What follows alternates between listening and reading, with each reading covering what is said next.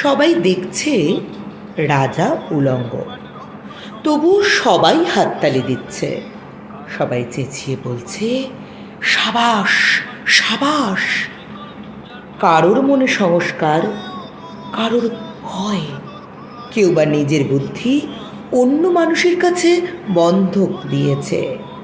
কেউ বা পণ্যভোজী, কেউ বা পরান্নভোজী, কেউ বা কৃপা প্রার্থী।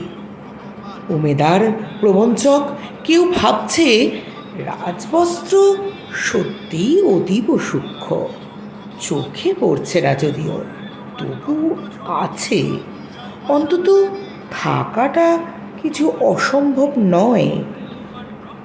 গল্পটা সবাই জানে, কিন্তু সেই গল্পের ভিতরে শুধুই প্রশস্তি বাক্য উচ্চারক কিছু আপাদ মস্তক ভীতু ফন্দিবাজ অথবা নির্বোধ স্তাবক ছিল না, একটি শিশুও ছিল।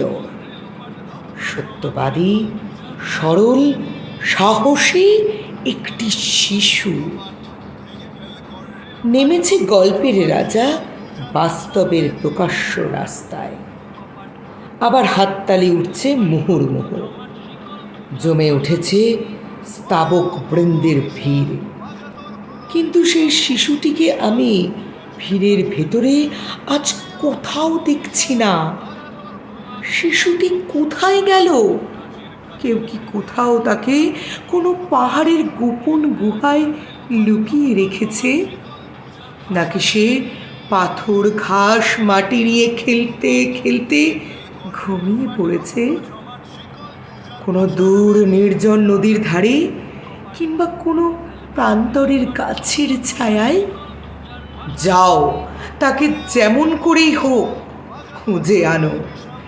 সে এসে একবার এই উলঙ্গ রাজার সামনে নির্ভয়ে দাঁড়াক।